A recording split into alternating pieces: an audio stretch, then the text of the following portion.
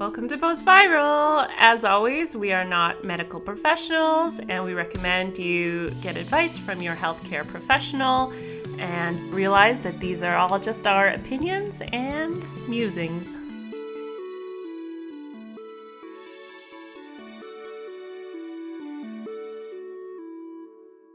Hello. Welcome to Post Viral. Welcome to Post Viral, everybody. Hello, we're at the end of our magical time in Mexico. Stu is leaving tomorrow, and I'm leaving the next day. Oh my gosh. I can't believe it. It's gone so quickly. Been absolutely incredible. Yeah, it's really hard to conceptualize that it's over already. Yeah. I think when we step off the plane into minus degrees. Raining in Vancouver. How are you feeling about going home in general? Back to reality. I'm feeling excited about a few things, but overall a little disappointed because I did have this big goal of being better by the end of it. I was visualizing a lot that March 31st we'd be healed. Yeah. And drum roll, we're not better yet. Not better yet. Not yet, but definitely some progress. You know, it just takes so gosh darn long. Yeah, I mean, it might be one of those things when we're back home and back in our usual routine, we see the difference between how we were before we left to how we are now. Yeah. I mean, a big one for me was try and sort my gut health out this year, and the fact that I'm pretty much there after you have really made a really good advancement in that one. Yeah, so pleased with that. And as well, yeah, I had said I'd love to be at 10,000 steps a day.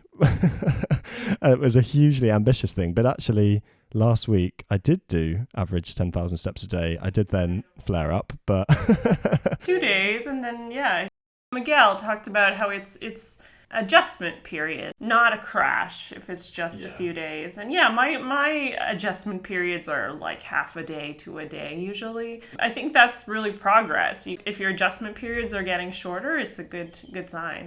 Oh yeah, definitely. And I am so impressed with your socializing. Yeah, I think you've really grown in that, considering where we were when we arrived and you hadn't been around people that much and needed breaks from the two of us to now. Yeah, true.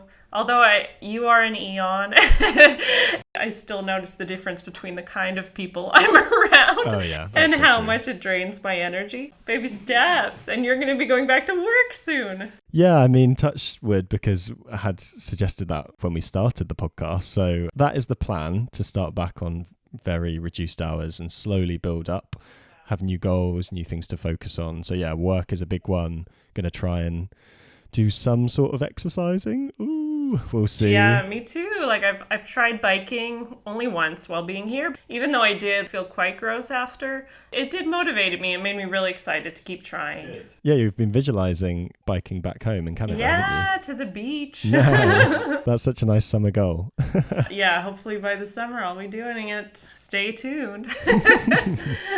So, today, what are we talking about, Lindsay? We are talking about support community and environments. Interesting one. It's not a super sexy one. It's not that specific. It's a lot of things maybe you've heard before, but they're actually very important. I think so. I think naturally for me, I have quite an independent mindset of, right, I need to heal. Off I go. By myself, I'm going to do this.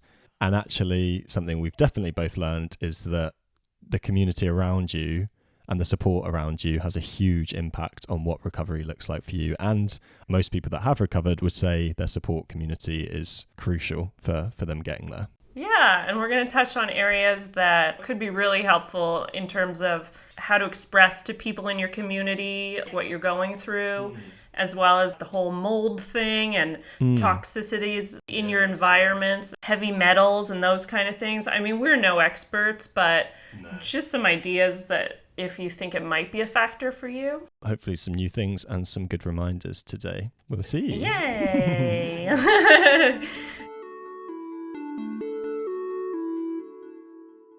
Sweet. So we had cats last time, and today it is another drum roll. Ow!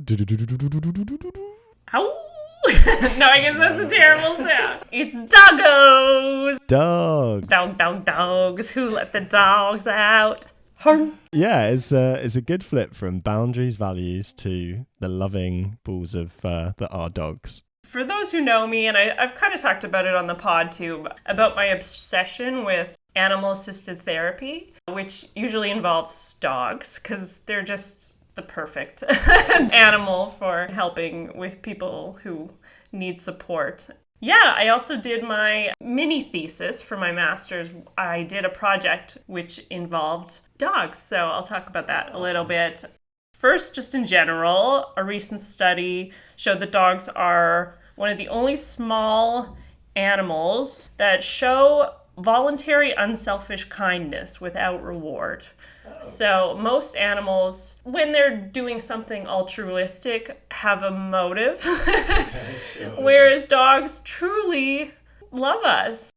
So what's an example of an altruistic act without selfish motivation? Well, they can smell your feelings. For example, when we get anxious, we sweat more, and dogs instinctively will come and comfort us. A really beautiful thing that their smell is over 100,000 times better than ours. That's incredible. Yeah. And they're also able to sniff out cancer cells, and they've recently found COVID. They can sniff out COVID. Have you seen that? Yeah. So you can train a dog to be a COVID sniffer and help people like us, which is so cool. They are one of the only animals who yawn when we yawn. You know how other people yawn? Dogs will also yawn. But in terms of stats for health, they found that human blood pressure goes down approximately 10% by petting a dog for 15 minutes. If you have blood pressure issues, you gotta just go pet a dog. It's like real health benefits.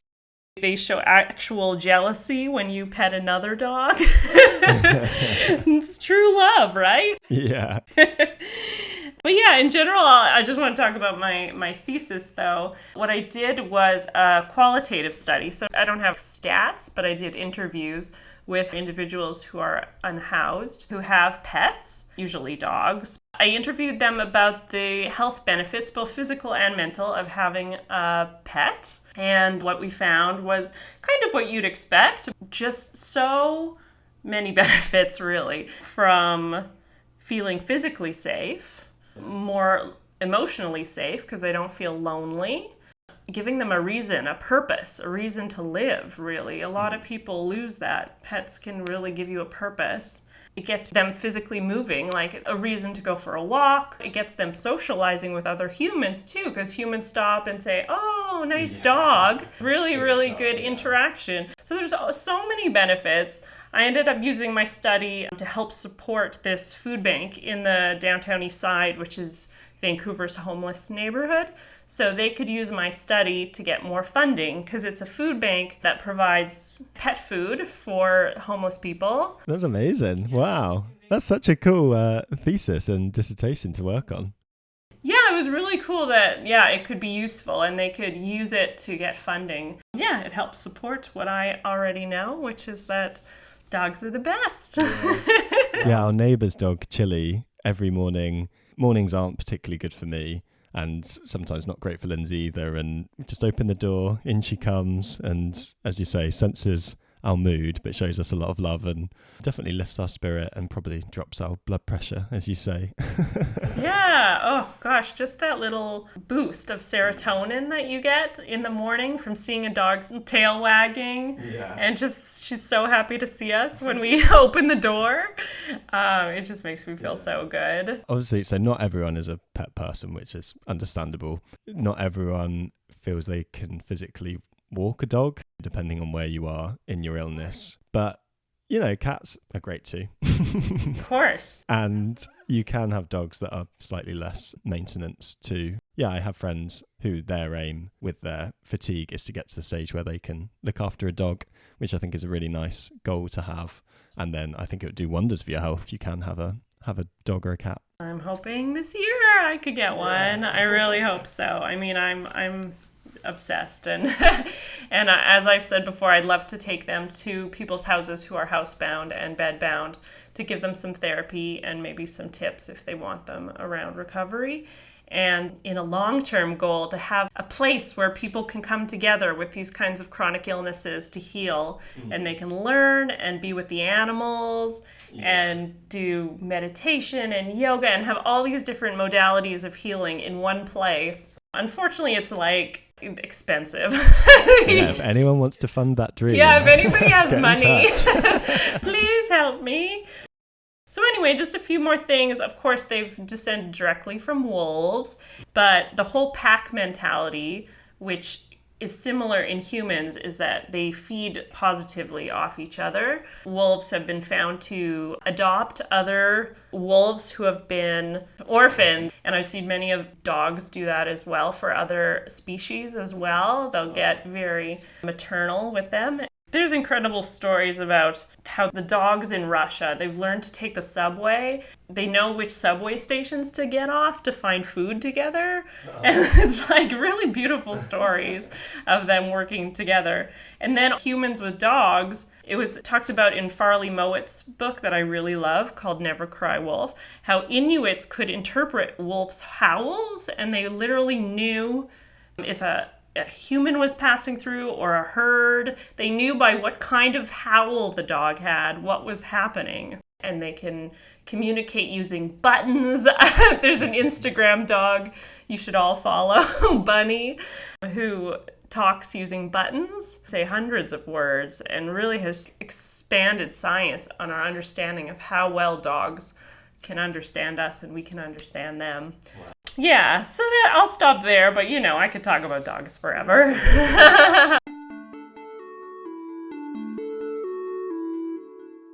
Today we're going to talk about, firstly, just our own experience with support community and isolation, and then touch on some things that are good to keep consistent in your life when it comes to support community for your health and for recovery focus, before then exploring some other things which you could maybe change up for a bit of fun and a bit of rejuvenation. So yeah, I mean, you've talked before, Lindsay, about taking yourself off to that island, the isolation you felt there.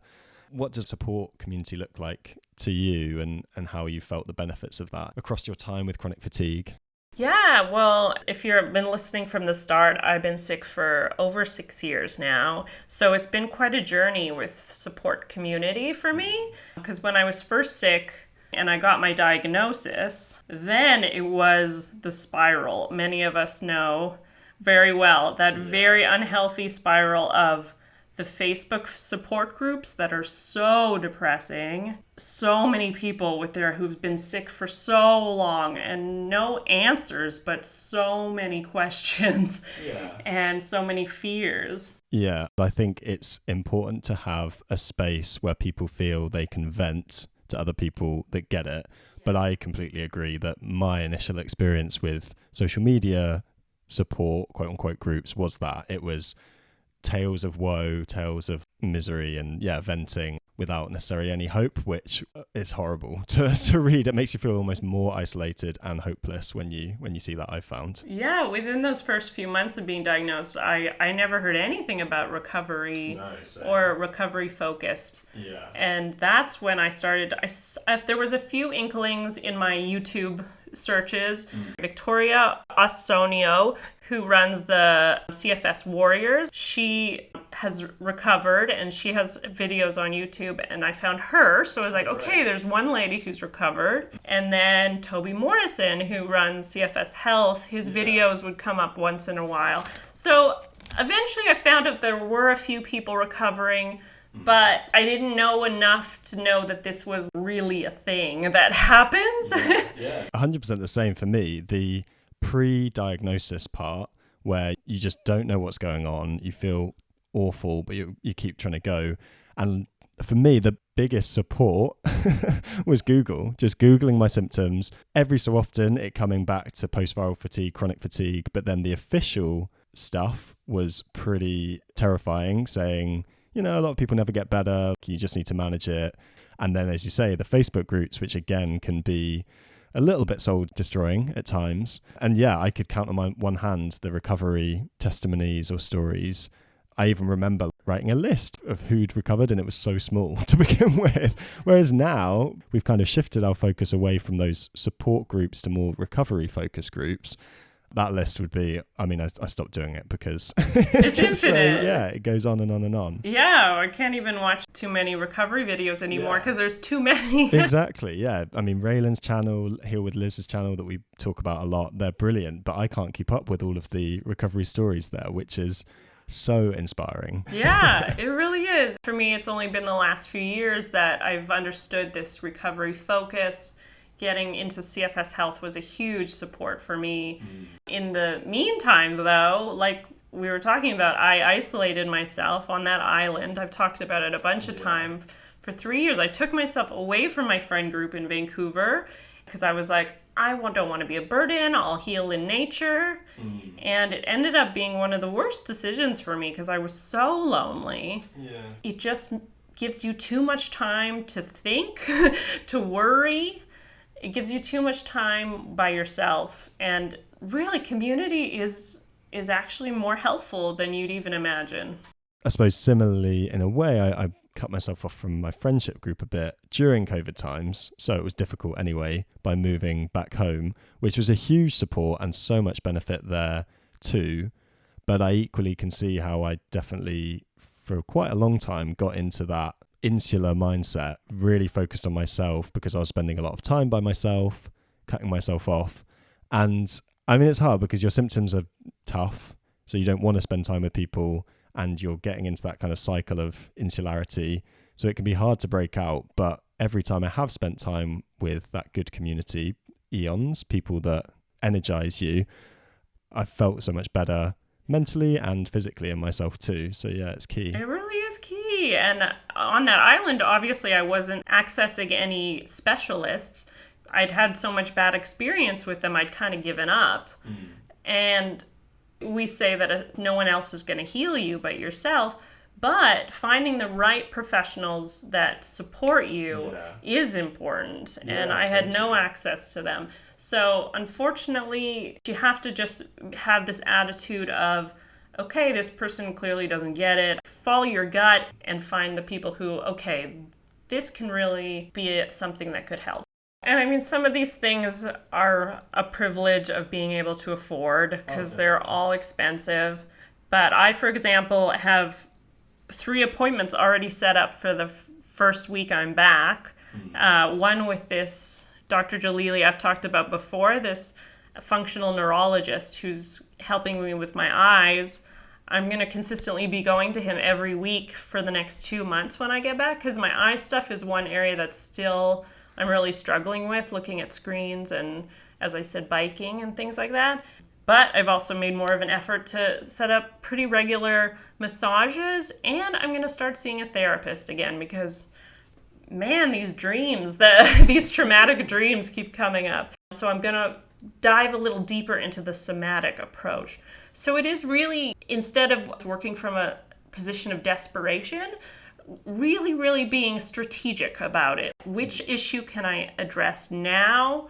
What's a way I can go about this that gives me energy instead of taking it away from me? You can probably do a little less appointments when you have less energy, even though it feels like that's what you should be doing. Maybe you should be just resting. Yeah, I mean, I'm really lucky I found a GP who's eventually got it. I'm part of the video app appointment with a random GP. So I spent my first year just explaining symptoms over and over again while I felt terrible to about 25 different GPs across the year, being misdiagnosed with hepatitis, with this copper disease. There is real benefit to consistency of healthcare professionals who get it and can support you. And yeah, there is a privilege with that because sadly a lot of people that can spend time with you, they are private, but there are good free professionals that will get it too.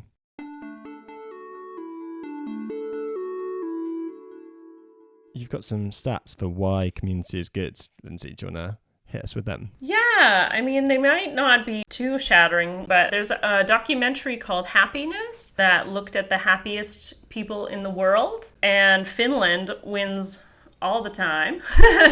These communities that live communally, essentially, they're lower socioeconomic communities. It really shows that money is not a big determinant of happiness after a point. They live where, they all have chore wheels, and they live in these kind of structures where there's communal areas to eat, and people are constantly able to access each other. They can also spend time alone if they want to. And that really seems to breed the happiest living, is people living in communities, is what they found. It helps us realize that we have things to offer and to share. When we spend too much time alone, we start to think that we are valueless sometimes. We lose our sense of what our contribution can be. Yeah. Takes us back to last episode, the needs we have, contribution being one. Yeah, good example is what's going on in the world right now with the war in Ukraine. A lot of people are feeling they feel like they can't help. Having a community-based goal can really help people to feel like they are able to make a difference in the world. So a really good suggestion that has been given to me too, when you start to get down in this media hole of depression, of, oh my gosh, the world is so overwhelming, is have little community goals, or even in your household, goals that you can really focus on that help you see, like, even if it's just in my kids' lives or my community's lives, I can make a difference. Yeah, it reminds me of the centenarian communities where the highest proportion of people get to 100. So it's probably quite similar to the happiness index, because these are communities in Japan and some of the islands in Italy. They have analysed why they think these individuals get to 100 plus and live so long. And community always comes out as one of the biggest factors in that. They have dinner as a community every day. There's like good nutrition in there too, so quite a balanced diet, the Mediterranean diet for the Italians, as well as that shared goal that they're trying to achieve. And I'm reading a book, Ikigai, at the moment, which is a Japanese philosophy which blends together the purpose that you need in your life, but alongside that sense of community and feeling part of something, tearing up to better health and better happiness overall. So yeah, the stats showing that people who live in a community that is tight-knit show reduced risk of mental health issues, reduced risk of heart disease, which leads to mortality, better overall health, whereas people who identify as lonely have higher compromised immune systems, heart issues, and higher rates of depression, which the depression one especially doesn't surprise me, but we are so vulnerable to isolation with this illness because it can feel so overwhelming to be around people and take up so much energy that we're like, oh, I just want to be alone. No, true. As you commit to something, but it's always with so many caveats too. So yeah, I think naturally it is a very isolating illness. So yeah, you feel like a burden. You don't want to have to explain yourself. There's so many reasons to isolate, but there's actually way better reasons not to for your health.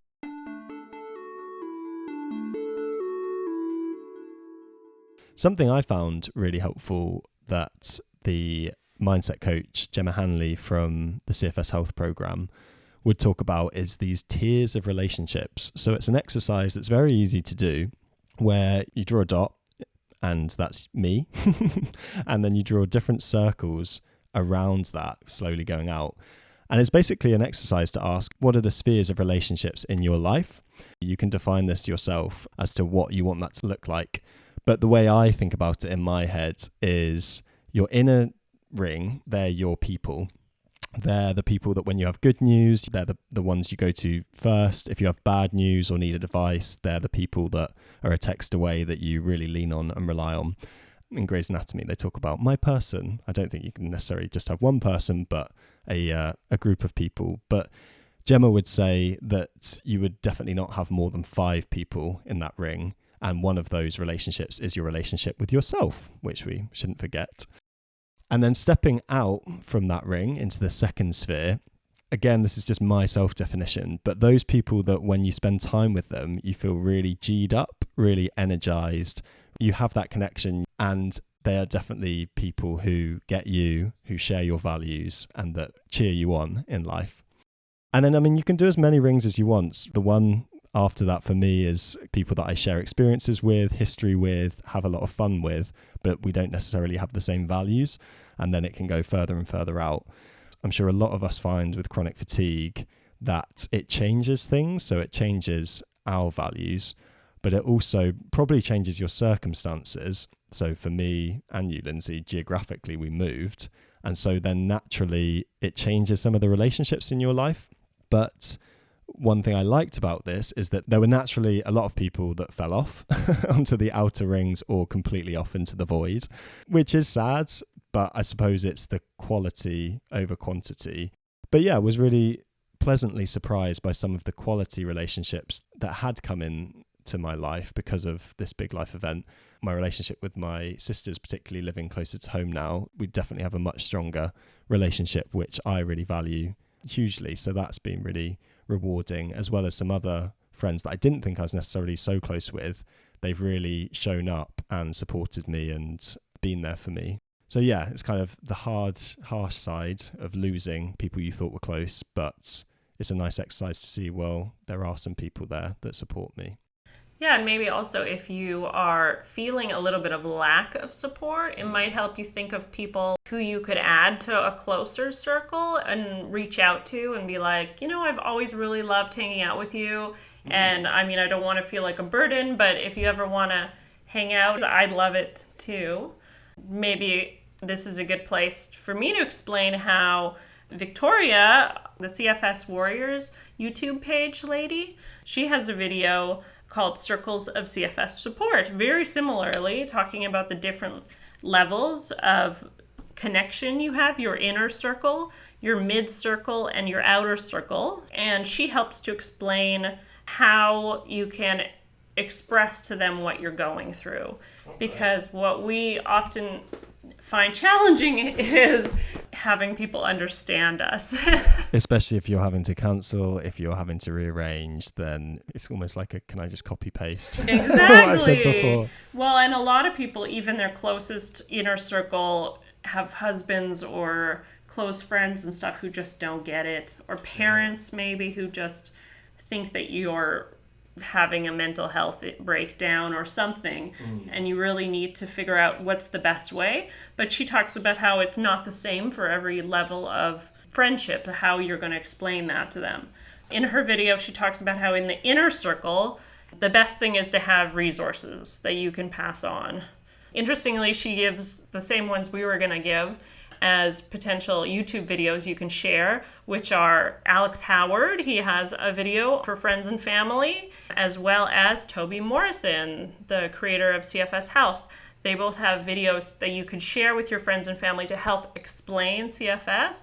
It also can be helpful specifically for men, because this is coming from men. Sometimes people might think, oh, this is something women have, but actually it can affect anyone. And that can be more relatable for a man to be like, whoa, even these big, strong guys couldn't make it to the bathroom. That's crazy. And I'd also like to suggest what helped my mom understand was the Unrest documentary made by Jennifer Bray, B-R-E-A. She also has a TED Talk, Jennifer Bray, about CFS. I believe the Unrest documentary is still on Netflix. My mom watched that and it just totally helped her understand what I was going through. So if you have this little list of links on your phone or something, you can literally just text it to people and be like, here, check this out. So it saves you the effort of having to explain yourself to everyone. Yeah. And then for the mid-range of people, so these are people who you see often but aren't close with, like if it's at your kid's school, you might see them often. Old colleagues that you want to understand but you don't necessarily have the relationship with. Yeah, exactly. You can share the same resources with them if it comes to a case where they're asking about the illness. Or what I found really helpful is to be like, oh, hey, have you heard of long COVID or COVID long haulers? Most people have. It's a very similar thing to that, where it's a post-viral illness, which creates an issue with your nervous system, or you could call it a neurological disorder. But just so they know that it's an actual physical health issue, have a few little sentences ready so that you don't feel each time you have to go into a big spiel or feel like it's draining your energy to explain yourself. Yeah. And then the outer group, which is people who you meet randomly, you don't have to explain anything to them. This is an interesting thing is about feeling confident. It doesn't matter what they think about you. You don't have to explain yourself. That's something we have to get used to, is not feeling the need to explain ourselves or have people understand us. Yeah, that's cool. That's helpful. We've talked about how this illness can naturally lead to loneliness and isolation. And then we talked about the benefits of community. What are some of the creative ways you can find community and find that support while perhaps if you're bedbound or you just don't have the energy right now? What are things that have helped you, Lindsay? Definitely searching things that are recovery focused, as we've already mentioned. Yeah, Raylan's group, Heal with Liz's. CFS Warriors has a Facebook group as well, recovery focused. Jen Mann, her Instagram page and a lot of her content really uplifting, encouraging. Wanda Belizel, she's a lovely lady on Instagram who posts really cool stuff. And she's actually got a program starting soon. Okay. And Alex Howard. And the nice thing about the Facebook groups too is that you can comment on other people's posts. You can create friendships through this as well. Like I've created social media friendships, and now with voice notes or video, if you want to, low energy means of communication, which is still quite personal. Yeah, it's a really powerful thing. It's a really, when you're feeling particularly isolated, quite low, finding some people in your corner.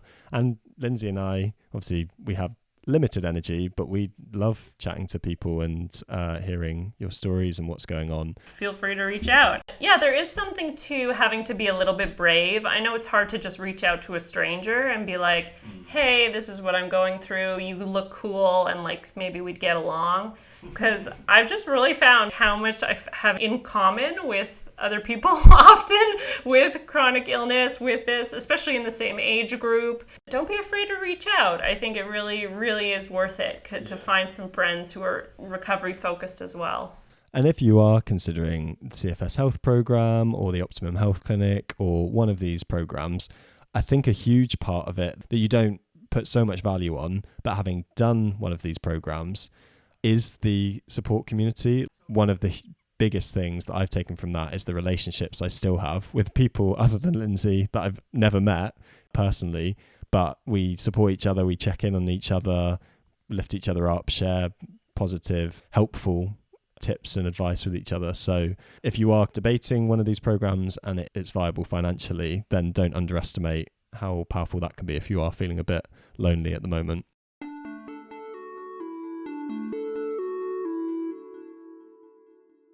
So we couldn't talk about relationships and support community without talking about dating.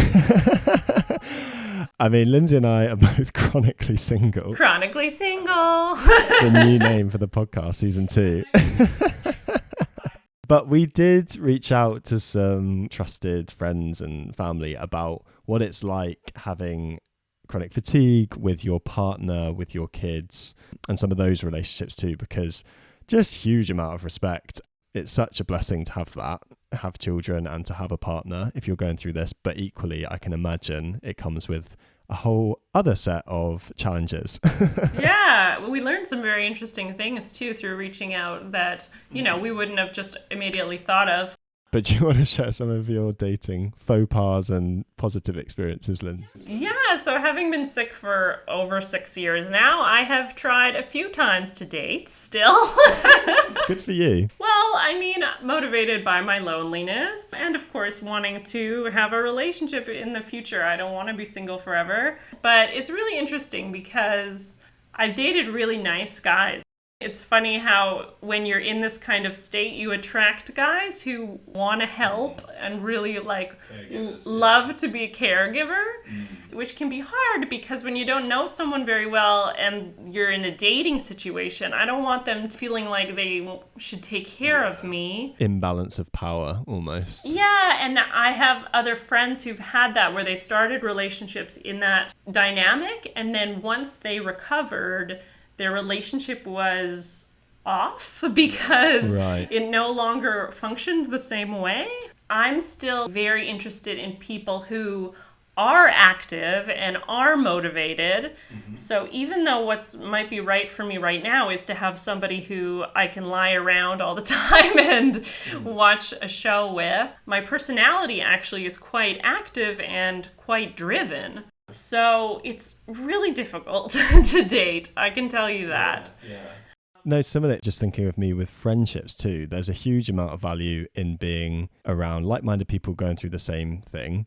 But there is that tension of if you spend all of your time or too much of your time with people with chronic illness, and I'm thinking about social media here, if you're exposed solely to that, for me, I find that sometimes that can tip into being counterproductive. And when I spend time with my friends who are super active, as you say, it can be tough to keep up, but I have definitely felt lifted to their level at times too. So it's a funny balance. Yeah, it's hard, but at the same time, I do know of people who have met others, like a significant others, while they had an illness. I think a lot of it, as cheesy as it sounds, is finding the right person. I can tell you that none of the people I've dated were the right person for me. So from like a values perspective, or yeah, values is a good way to explain why, I think, because you can have similar interests, but if that's not there, then yeah, very compassionate, lovely people, but overall it wasn't quite the right match.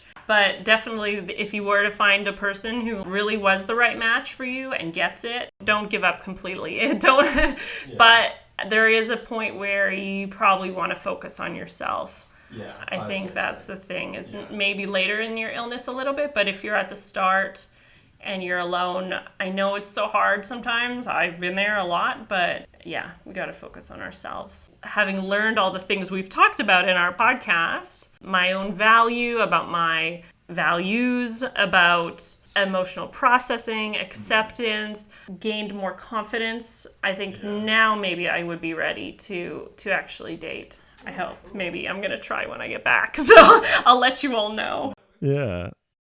But no, I'm excited to share some key tips for the relationship with your partner who, I mean, it's such a bad deal, this chronic fatigue for ourselves, but also for your partner in that they kind of take on the role of caregiver a lot of the time.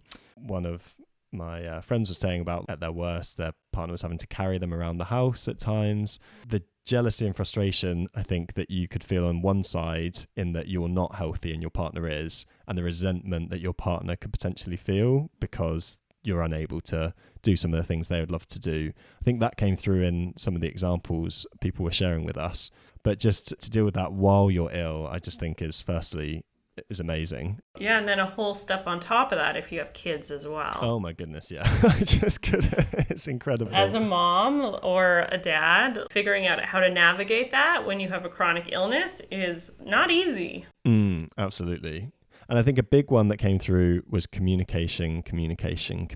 Everyone said communication. Everyone did, yeah. A good example of the stories that you tell yourself. So in a couple, one partner kept encouraging the person with chronic fatigue to do more, saying, you can do it, we can do this, we can do this. And them feeling, you just don't get it. You really don't understand. You're pushing me too hard. I don't feel seen. But actually, when they had a conversation about it, the partner saying, well, really, I'm just trying to encourage you. It's from a place of love and care. And so they understood each other a lot better.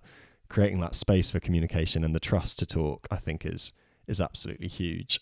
And yeah, on communication with children, our lovely friend Andrea, chronically Andrea, I think her Instagram is, we'll link it.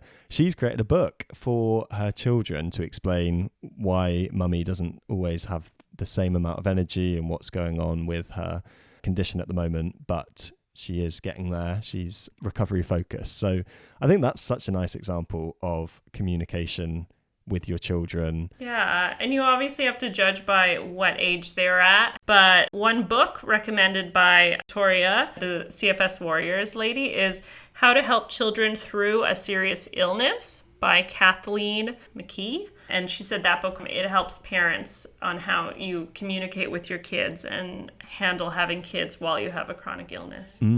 Yeah, and also finding that balance of you can't be constantly putting your issue onto another person, and yet you also shouldn't feel like a burden. So finding that balance in between the two, they have time to do things for themselves with their friends, and then they feel like supporting you is not a burden. Yeah, encouraging them to live their life. Yeah, that was a big one that came through. Children and partners. So there was a nice tip, wasn't there, around if you can't take your children to maybe some of the physical activities, asking when a friend with children is going to do that, asking them to take them along for you. I thought that was a nice one. Yeah, for the high energy ones. And then likewise, with the low energy activities, finding things you can do together that don't drain you completely. One of the suggestions for a low energy activity was Wordle. You can do as a couple. Lindsay and I, we do that quite a lot every day. So. We also do the Worldle with an L, world,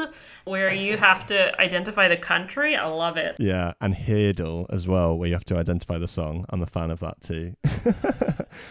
On the CFS Warriors page, she talks about she had to decide with her partner that she wasn't going to be the corrector, she wasn't going to be the discipliner, but instead spend her energy on connecting with her kids, which is hard on her partner. Yeah. And a few of our friends talked about the value of having therapy, both individual therapy and couples therapy could be good too, so that they have someone else to talk to. Yeah, an outside party to vent to. And it also reminds me of the don't rely on one person for all your needs. And I think if you can go to therapy and you can identify that together, have that external support group too. Yeah, and just remembering that no one else is responsible for your happiness. A couple of other tips. So love languages was quite a nice one. If you've never come across the love languages book before, it talks about we all have 5 love languages. We tend to have a bit more of a preference for one that we like to give and we like to receive. So it's quality time, acts of service, words of affirmation, gifts, and physical touch. And so just knowing each other's love languages. And they also said remembering why you fell in love with them, which I just really liked. But yeah, playing on love languages and understanding and appreciating each other. But definitely, as you say, not being so focused on yourself too. This is a very insular illness and it can be easy to get so focused on self, but asking how their day is. I suppose this whole ethos of community is that shared goal, that shared purpose. Yeah, one of our friends said do recovery together. So their partner helps them to uphold their boundaries when they're at parties. That he'll be like, oh, so-and-so has to lie down now. So they help them. They talk about the wins. And celebrating wins together, no matter how small. That's great. Having a little party. You could do monthly journaling together too, because even if they're different goals, you can both have goals. And then just the value of a few little things like hiring a cleaner or hiring a helper for your kids if you can. It's, of course, financial issues. Yeah, but where you can remove some of the added burden. Yeah, that makes a lot of sense. We are going to talk now about things you could potentially change up for your health from a support community perspective and also environment. We've talked about social media and the benefits of it. We want to create as calming an environment for ourselves and healing an environment for ourselves as possible. So you will know news that will trigger your nervous system. We spend so much time on our phones, on social media. I'm not saying that you have to completely cut yourself off from the world, but I actually would really recommend getting rid of Instagram and things for a while. I do some kind of detox breaks every so often when I feel like I have the kind of physical support community in place, and it benefits me no end just for a bit to take a break. Whereas I don't look at the news at all. I mean, if it's important, somebody will tell you. And if you have a partner or close friends, they're usually talking about it if it's important, or you can ask about what's going on in the world. But it really is just so much better for my nervous system not to be taking that in. Yeah, with the news with Ukraine, as selfish as it sounds in a way, but when I was getting the BBC News push notifications through 5 a day, you feel helpless, you feel stressed out by it. We are unwell, so as selfish as it sounds sometimes, you do need to put yourself first in that situation. But yeah, we want to talk about toxic environments, mould, heavy metals, added chemicals that get into everyday items, toiletries and food as well. We are no experts, but you definitely can be tested if you think that mould or heavy metals or toxicity within an environment you've lived in has played a factor in your illness. And I do think mold probably has played a factor in my illness. The place I lived when I got sick definitely had mold in the bathroom. It's just so moist. There's just no way there wasn't a little bit of mold around. And if you look at some of these mold experts who really think that this is a huge factor, they really say that the most important thing to do is to get out of that environment. And the reason I haven't gone through the process of testing and detoxing, because you can detox what foods to avoid, but the most important thing is you get out of a moldy environment. 100%, yeah. Similarly, I've been told by my naturopath that I probably do have a mold issue based on living in a moldy environment for 3+ years. But the way she describes it is that when you detox mold, it releases out into your system, and that can actually be incredibly triggering for your body and your immune system. It can make you worse for a bit. So she was keen for me to work on my gut health as the basis of your immune system to begin with, then potentially look at some of the ongoing viruses, enteroviruses that I might be struggling with, and then look at mold afterwards. Yeah, and for me, I think because I've been out of a moldy environment now for a few years, I feel like naturally over time it does come out your of liver will be doing its job. Yeah, absolutely. And I know that by eating such a healthy diet, there are foods that detox you naturally, or so they claim. Some of these mold experts like Jill Krista, for example, you can look her up on Instagram. Dr. Jill Krista has a diet plan if you think mold is an issue for you, of which foods to be eating and what not. Dr. Neil Nathan as well, he's a bit of a pioneer, talks a lot about binders and tests you can do with an expert and how to make the best out of the tests, both things you can do before in terms of what supplements to release the mold into when you do a test too. I mean, there is testing you can do. I think there's a company called EnviroBiomix that will test for mold within your home if you worried. I mean, water dehumidifiers I think are a good sign as well. And you can do a visual contrast sensitivity test, which is like an eyesight test, which looks at, are you likely to have some sort of mold problem, which is really cheap. Google visual contrast sensitivity, and it's the first one that comes up. I think it was about £5 or something. Yeah, something to look into if you think it could be a problem. Yeah. And similarly with heavy metals, if you think you have been exposed to heavy metals in the past, that's another area that can really seem to get stuck in your body and be kind of holding us in this state possibly. I was worried about this because right before I got sick, I had lice. My roommate was a teacher, and I was just like dumping all this insanely toxic chemical stuff on my head to get rid of the lice. And then they'd come back, and I did it again and again.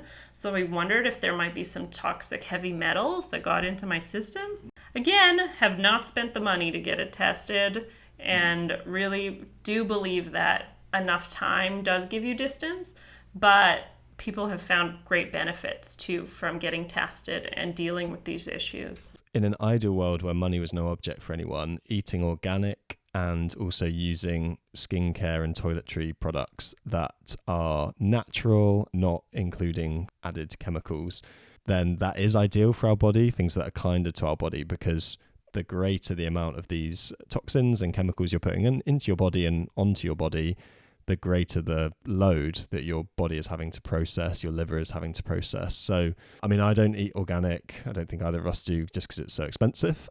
No, but we try to avoid things with too many ingredients, with unnatural ingredients. Yeah. And I do try and use more natural toiletries. Sukin are a good Australian brand. I mean, they are expensive relatively, but they're not as expensive as some of these beauty brands. Also, I know in Canada it's free to get an allergy test. Those kind of results, though, I've heard are very controversial. They change with time, whether or not it's a big factor or not. But I know at least one guy whose chronic fatigue was totally cured by just figuring out he was allergic to foods. So it's really hard to know how much of a factor it is for another person and if it's something that we're missing. But it's all expensive, so it's so hard. Honestly, none of these things are quick fire answers anyway. So whether you find out you do have mold as an issue or you don't know that you have mold as an issue, the kind of things that you want to do, get into a healthy environment, eat healthy foods and stuff, those are actually the main beneficial things to do. And then one thing I wanted to talk about is changing up your routine and your environment, because routine is so important, really helpful for pacing and for just creating a healing, calming environment for yourself. But if you are spending a lot of time in your bedroom, in the same rooms, your days end up looking pretty similar all the time, it can get monotonous and it can get counterproductive again.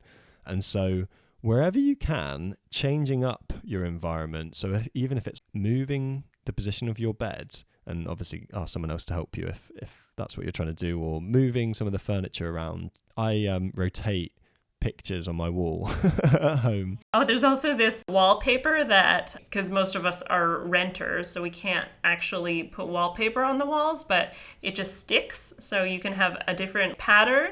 It's removable. Because for me, I haven't actually made my room very interesting because I have the opposite approach of trying to stay out of my bedroom as much as possible. So I keep it boring, but my little living room kitchen is full of plants and paintings that I did, and really make it like homey and cozy. Cool. That's a good tip. Little things too of like trying to get outside every day. If you can only walk around the block, going a different direction every day, or if you can only go a little farther than that, change it up. That's how I've been slowly advancing my steps, is always trying to take a new route to make it the variability in it so you don't get bored. And I mean, we are incredibly privileged to be away in Mexico at the moment, but there really is a huge benefit to changing your physical environment and physical location. So I really like house sitting if friends are going away. I've done a ton of cat sitting.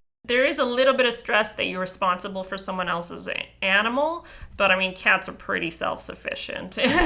You just have to fill their bowls and change the litter, and otherwise it can be really, really, really helpful to be in that new environment. Yeah, there really is truth in the saying, a change is as good as a rest sometimes. Yeah. Even if I'm nervous about a holiday or a break or a change of scene before, I always leave feeling re-energized because of it. So yeah, all my huge pushes in advancement in terms of progress in my illness have been when I was away. When I went to Thailand both those times, here in Mexico, I changed things up. That's when I seem to be able to move forward. Whatever that looks like to you, try to be creative, I guess.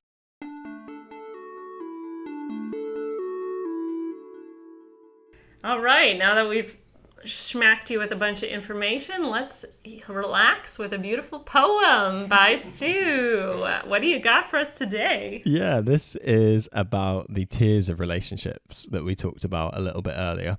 You can close your eyes, imagine yourself thinking about those tiers of relationships and walking through them.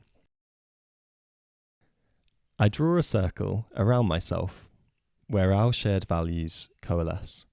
My inner ring of homeliness, no need to dress in falseness here.